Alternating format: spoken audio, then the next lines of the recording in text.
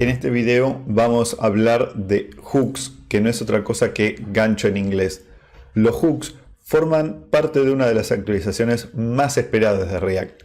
Si bien se presentaron en octubre del año pasado, no fueron pasadas a la versión release hasta la versión 16.8 que fue lanzada en febrero de este año. Los hooks cambian la forma en que programamos en React literalmente por completo.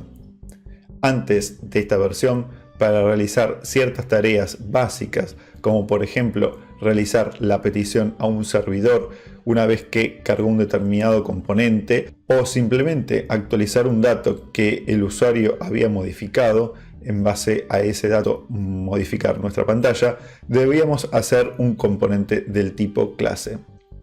Es decir, debíamos extender the component e implementar ciclos de vida como componentItBound, componentItUpdate y ejecutar el setState. Eso ya no es así. Ahora podríamos utilizar solo funciones, solo componentes funcionales que ya no serían stateless components, es decir, componentes sin estado, sino que podríamos tener en ellos estado y acceso a eventos del ciclo de vida del componente y mucho más. Todo esto gracias a los hooks. Y con los hooks no solo cambiamos la forma en que programamos para React, sino que logramos hacer el código mucho más reducido, mucho más limpio, fácil de leer, generar nuevas formas de componentes y generar un nuevo ecosistema de componentes reutilizables, que va a ser toda una revolución en la cual recién estamos en los comienzos. Pero si la versión 16.8 cambia tanto la forma en la que programamos en React, ¿por qué no es una versión mayor? ¿Por qué no es la versión 17? Es que en realidad, a pesar de todas las mejoras que supone, no quiebra compatibilidad con lo anterior. Podemos seguir utilizando clases y nos aclaran desde Facebook que ellos, como desarrolladores de React, no piensan sacar la compatibilidad con las clases. Así que podemos estar tranquilos en ese sentido. Esto es una de las cosas que Facebook viene haciendo muy bien. Va evolucionando la herramienta, pero sin perder compatibilidad y generar quiebres importantes entre versiones. Bien, vamos a ver cuáles son los principales hooks antes de entrar en el ejemplo práctico. Los dos principales hooks son useState y useEffect. El primero, useState, este es el que hace las veces de lo que antes teníamos con el setState. Con el setState podíamos modificar un estado y en base a esa modificación del estado veíamos cómo nuestro componente se actualizaba, se re-renderizaba. El useEffect nos permite engancharnos a los eventos del ciclo de vida del componente. Cumple la función del componentItMount, el componentItUpdate y el componentWillAndMount. Es decir, un montón de funciones que antes las teníamos en el componente del tipo clase. Vamos a ver un poco en detalle cómo funciona el useState. El useState, para que nosotros podamos actualizar, o sea, nos tiene que devolver un estado, nos devuelve inicialmente un estado y ese estado tenemos que poder modificarlo de alguna manera. Entonces, para hacer la modificación del estado también nos devuelve una función que permite modificarlo. Vamos a ver que cuando utilizamos el useState, que es una función, nos devuelve dos cosas: un estado y una función que nos permite modificar ese estado. Ahora bien, como nos devuelve dos cosas, nos tiene que devolver eso de alguna manera. Podría ser o un objeto o un array. Bueno, lo que nos está devolviendo la función useState es un array.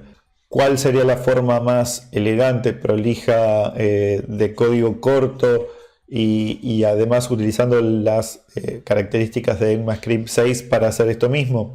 Bueno, mediante la técnica de Array Destructuring, nosotros podemos hacer exactamente lo mismo que nosotros acá lo hicimos en 3 líneas, en una sola línea.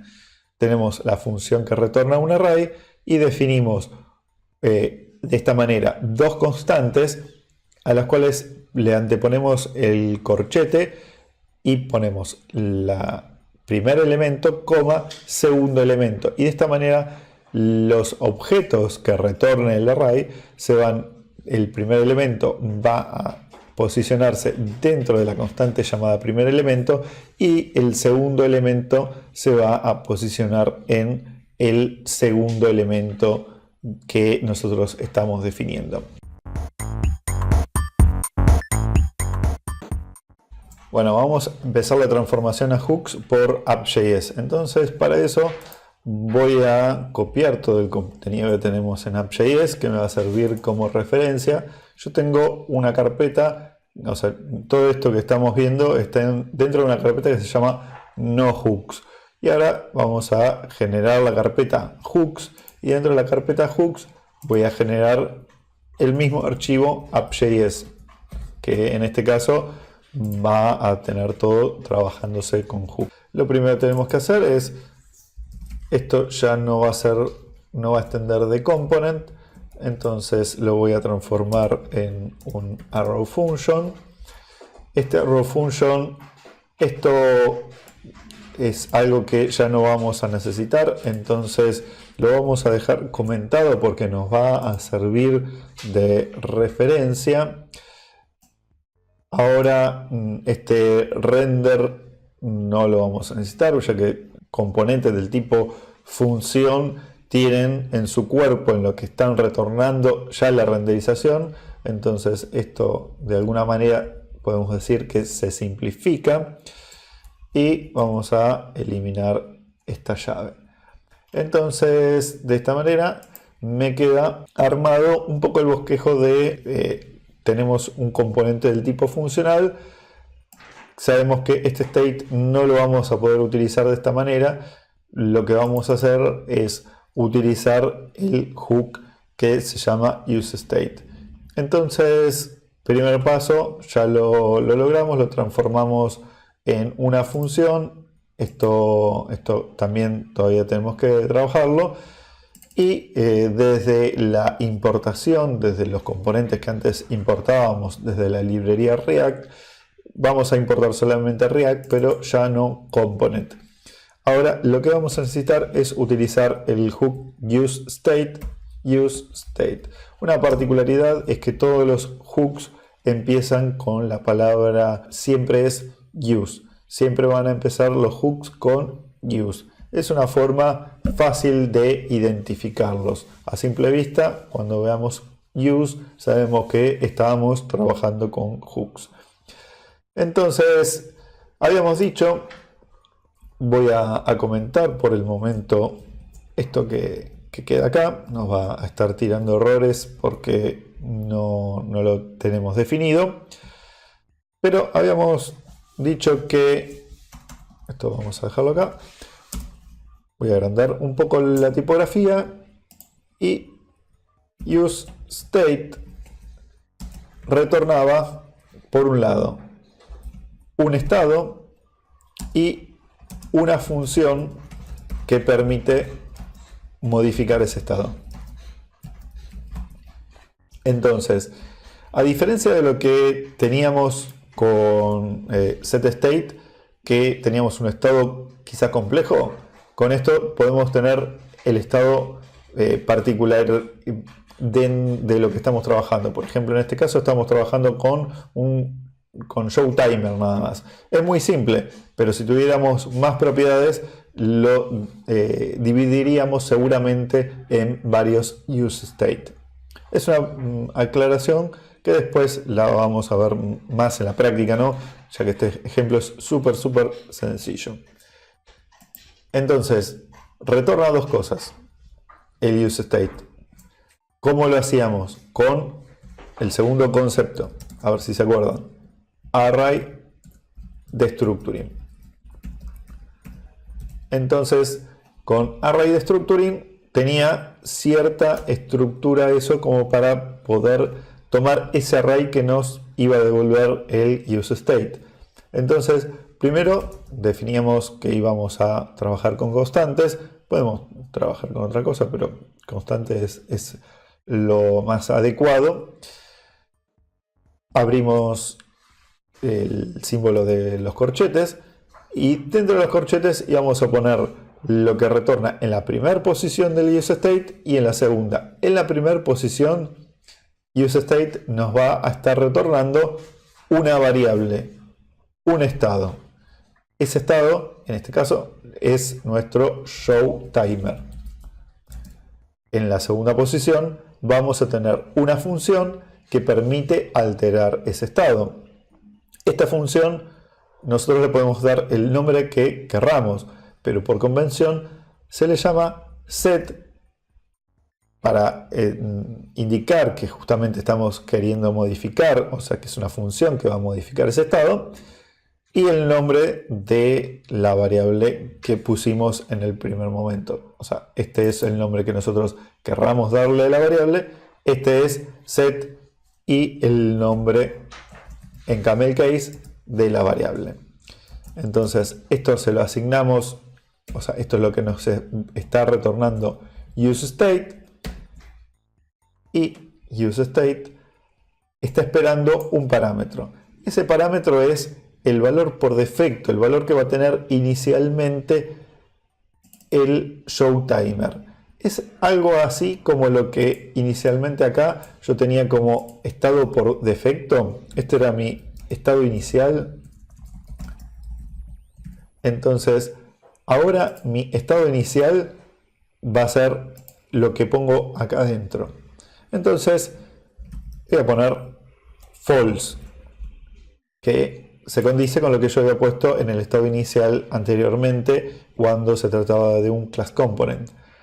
Entonces, repasando, tengo el useState que lo inicializo en false, que ese false se va a ubicar en la variable showTimer, que setShowTimer me va a permitir modificar ese estado. Entonces, cuando tengo el showTimer en false, en la primera renderización, se va a renderizar tal cual se renderizaba antes, mostrando esto con el apagado, con este div en apagado, y cuando yo ejecute el setShowTimer, que es el manejador que le indiqué acá, ahora ya no necesita, yo no necesité generar una función, sino que esa función ya la obtengo del useState, y con eso ya directamente estoy manejando el cronómetro y tengo el app.js transformado en hook. Vamos a obtener por el momento, solamente por el momento, seconds, que es nuestro componente. No lo voy a modificar, vamos a ver que funcione esto. Vamos a obtenerlo de no hooks. Entonces voy a hacer que lo obtenga desde acá y voy a cambiar desde el index. Vamos a cambiar que acá esto trabaje con la carpeta hooks. Voy a guardar esto. Una vez que guarda, se actualiza. Vamos a ponerle simplemente un título diferente para que esto se vea más claramente que estamos trabajando con la versión que tiene hooks. Aprender hooks con hooks version. Vamos a sacarlo, está un poquito largo el título. Ahí, aprender hooks version. Bien, entonces ya ahí tenemos la primera transformación. Observen el código inicial. Vamos a hacer una comparación entre el código inicial y el código que terminamos teniendo con hooks. Van a ver que es mucho más reducido. Esto lo voy a ir borrando, ya que no hace el código, simplemente son anotaciones. Vean el código este que tiene hasta acá 42 líneas contra este que tiene 33 líneas y hace exactamente lo mismo. Inclusive si uno lo ve en perspectiva, también tenemos un concepto menos, que es el concepto de clases. Ya no necesitamos entender las clases para que funcione nuestra aplicación. Así que, bueno, hasta aquí el primer paso, haber modificado app.js de no hooks a hooks. Ahora vamos a ver lo mismo con el otro componente que vamos a entender, otro de los hooks, que es el useEffect. Vamos a entenderlo con el componente seconds. ¿Preparados entonces para hacer el pasaje del segundo componente a hooks? Vamos a tomar seconds, vamos a copiar todo el contenido y vamos a generar un nuevo archivo dentro de hooks que lo vamos a llamar exactamente igual que el original. Lo voy a pegar y vamos a ver cómo cambiamos cada una de las cosas para transformarlo en hooks. Esto lo voy a guardar por el momento y vamos a ver qué cosas tengo que modificar para que esto se transforme en un componente que utiliza hooks. Bueno, lo primero, tenemos esto, lo transformamos en una constante y acá trabajamos con arrow functions. Un arrow functions no está recibiendo ningún parámetro. De hecho, el component ya no lo necesitamos. Nosotros vamos a utilizar el hook de useState y luego vamos a utilizar otro hook. Por el momento no les voy a spoilear nada. Vamos a utilizar, simplemente pongo ese hook de useState. Voy a poner un comentario acá como para que esto lo tengamos de referencia. Simplemente referencia. Y esto se simplifica a tal punto que nos queda así. Porque, como había dicho en la primera parte, no estoy utilizando ningún tipo de elemento propio de React, ningún elemento HTML, es decir, simplemente estoy retornando un tipo primario, por eso es que ni siquiera necesito poner el import de React acá. Entonces, ¿qué necesitamos? Seconds. Vamos a repasar lo que acabamos de ver con el useState. Se utiliza con const, abrimos las llaves, acá tenemos la variable, nuestra variable, ¿cómo se llama? Seconds, y vamos a necesitar en el segundo parámetro una función que nos permite alterar ese estado llamado seconds. Entonces, como el estado se llama seconds, la función se va a llamar setSeconds.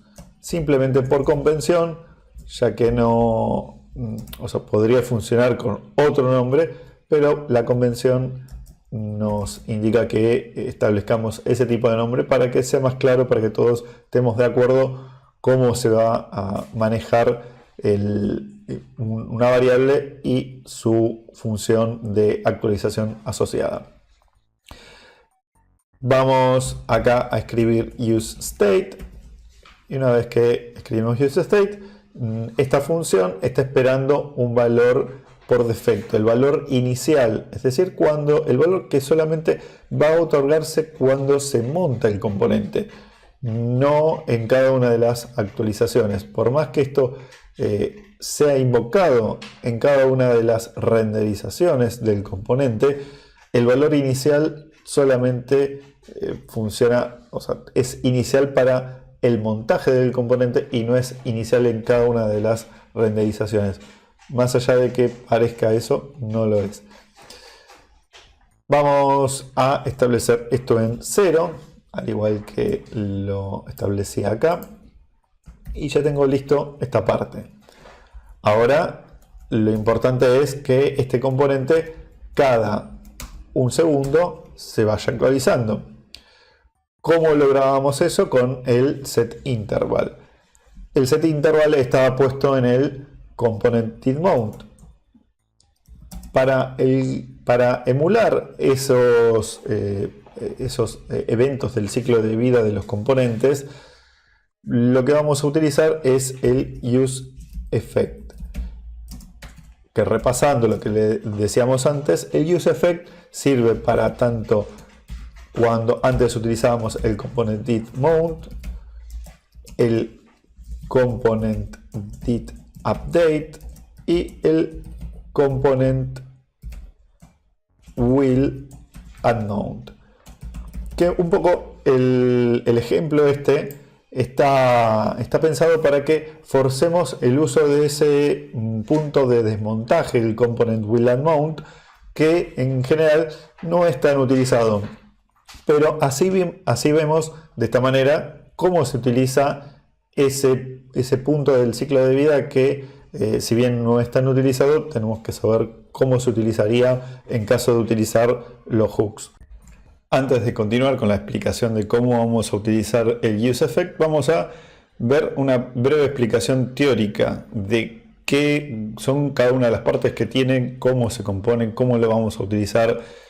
Bueno, el useEffect espera un primer parámetro que es una función que puede retornar una función. Esto puede en un primer momento parecer totalmente raro, pero bueno, por el momento créanme, es una función en la cual podemos o no retornar otra función.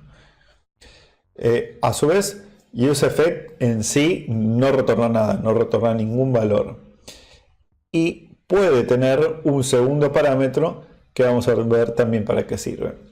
Entonces, primero tenemos que entender para qué se usa el useEffect. useEffect tiene una función de actualización, entonces en el primer parámetro y en el segundo parámetro tiene una dependencia, podríamos llamarlo así. O sea, ¿qué es la función de actualización? La función de actualización es lo que va a hacer las veces de lo que antes era el component did mount, el component did update y el component will add mount. Y ahí lo pongo entre signos de pregunta, ¿por qué? O sea, ¿esto lo podemos utilizar o no? Entonces, ¿cómo hacemos para que sea opcional el component will add mount? Es algo un tanto extraño. Vamos a verlo un poco más en detalle cuando lo veamos en la práctica. Y el segundo parámetro es la dependencia. La dependencia es, bueno, ok, tengo una función de actualización que la vamos a estar ejecutando básicamente en cada una de las renderizaciones. Pero ¿necesito siempre ejecutar esta función de actualización?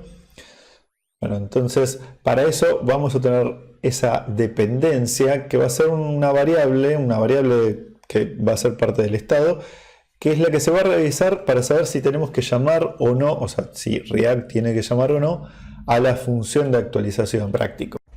Después de haber visto la parte un tanto teórica, vamos a continuar con este ejemplo. Tenemos useEffect, que escribimos y esperaba una función, dijimos. Bueno, esta función va a ser una función que no recibe ningún tipo de parámetros. La voy a hacer con un arrow function. Vamos a poner el cuerpo de la función que básicamente va a tener lo mismo que teníamos acá. Entonces yo voy a copiar esto que tengo acá y tenemos este interval id. Ya el this no lo utilizamos porque esto es una función, entonces this no tiene sentido. Lo vamos a estar asignando una constante que por el momento no vamos a usar. Vamos a dejarlo para hacerlo en dos pasos para ver cómo funciona. Y este setState tampoco tiene sentido. Ya ahora lo que vamos a hacer es utilizar la función que nos permite modificar el estado asociada a seconds, que es la setSeconds.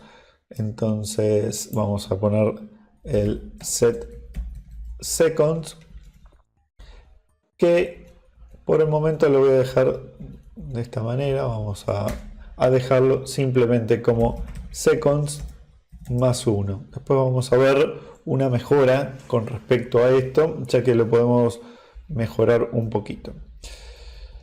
Luego decía que esto en el segundo parámetro, en el primer parámetro tenemos una función que va a ser la que se ejecute luego de cada una de las renderizaciones. En el segundo parámetro tenemos una dependencia que nos va a decir en qué momento utilizamos esta función para hacer la actualización. En este segundo parámetro vamos a estar esperando un array, porque podemos tener más de una dependencia. En este caso tenemos una única sola, que es seconds. Entonces esto va a renderizarse nuevamente, va a ejecutarse cuando en seconds tengamos un valor diferente. Bueno, acá evidentemente el problema que estamos teniendo es que lo tenemos que invertir el orden, porque tenemos que tener definido seconds para que luego esto pueda evaluarse. Vamos a dejarlo por el momento así. Voy a guardar.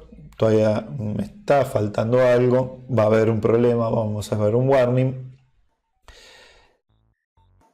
Vamos a app acá, que habíamos dejado que referenciaba a no hooks. Vamos a directamente eliminar esto.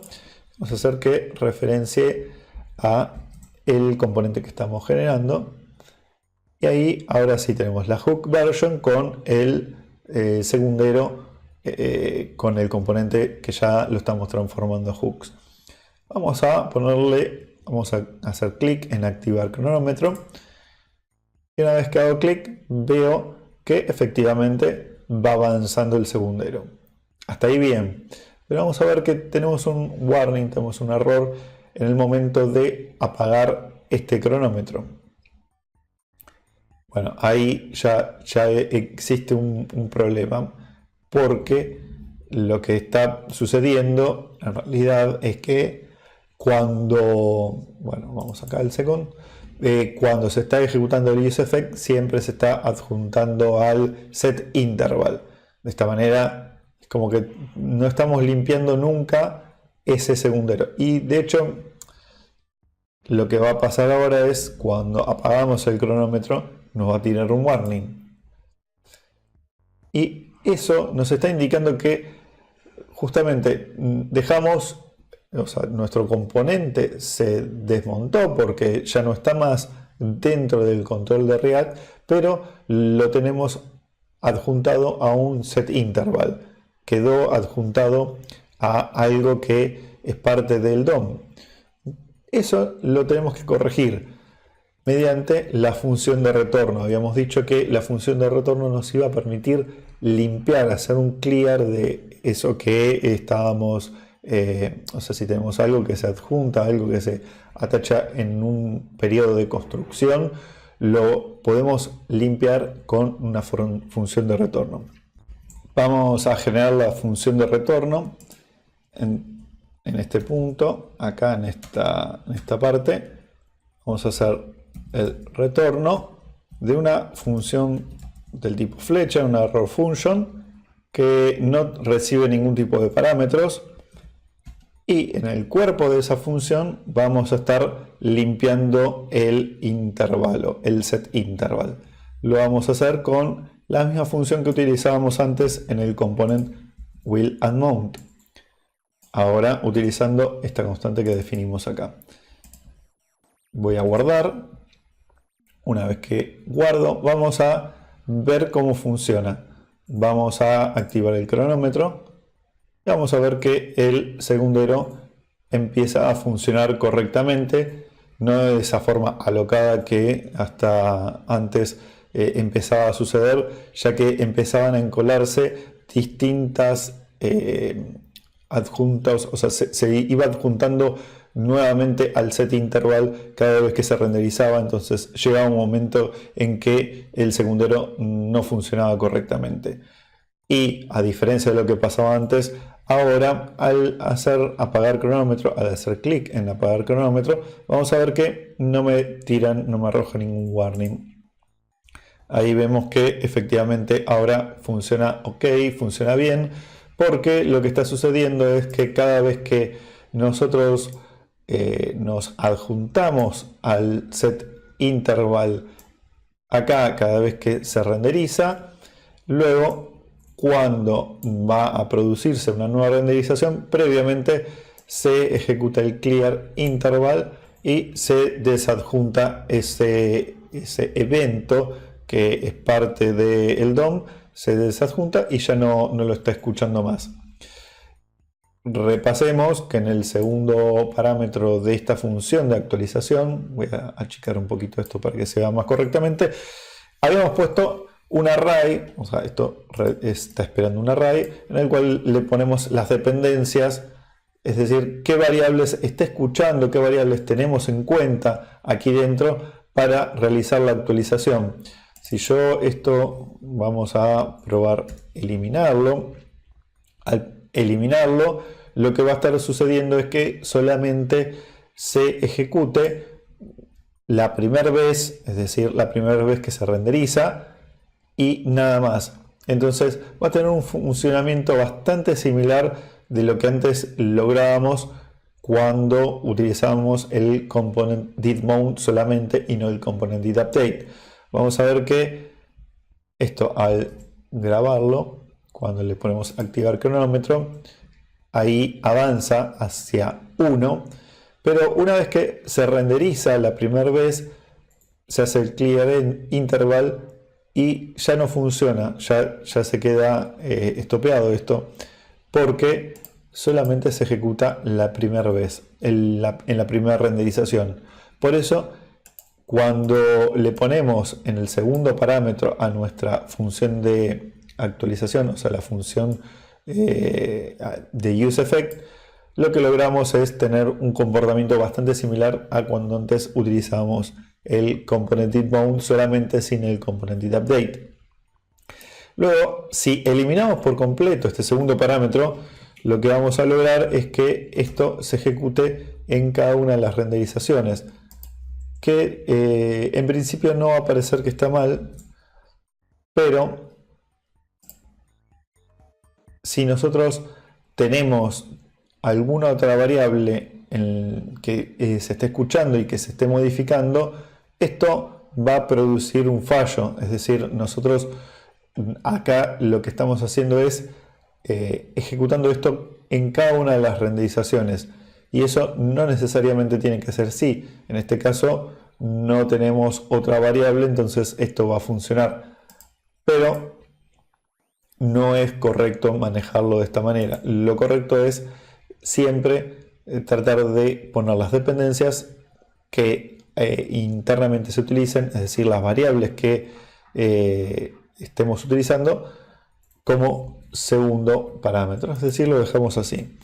Una mejora que les había contado que íbamos a hacer es sobre esta función de actualización, que es el setSeconds. Nosotros podemos pasarle directamente el valor actualizado, que es lo que estamos haciendo. Pero también existe otra forma de hacerlo, que es mediante una función. Nosotros podemos proporcionarle a este setSeconds una función en la cual va a venir un parámetro.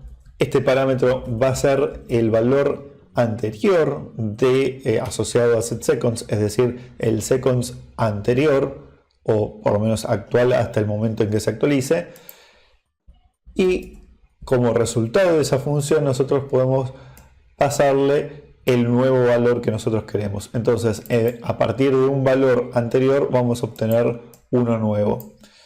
Cuando el valor nuevo, el valor que nosotros actualizamos, dependa exclusivamente del valor anterior que tenemos y no de otra acción del usuario o no de un fetch que hayamos hecho al servidor, esta es la forma más correcta de hacerlo, ya que aun cuando React pueda modificar la forma en que se renderizan las cosas, el orden de renderización, esto va a seguir funcionando correctamente.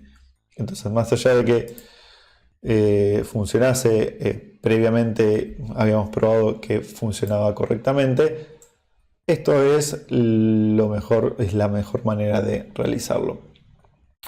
Bueno, espero que les haya gustado todo lo que vimos de hooks. Vamos a ver una cosa más antes de terminar.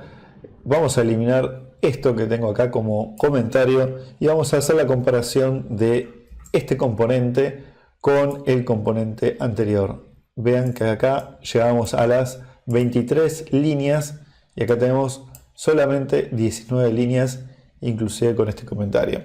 Es decir, la verdad es que logramos código más reducido. Y esto no es solo, esto es solo el comienzo. Nosotros después vamos a ver cómo podemos hacer hooks personalizados, hooks custom, que nos va a permitir realizar componentes y de esa manera distribuir nuestros componentes con lógica que antes no podíamos aislar de otra manera. Es decir, algo totalmente potente. Vamos a empezar a utilizar hooks que podemos trabajar trayéndonos esos hooks desde GitHub.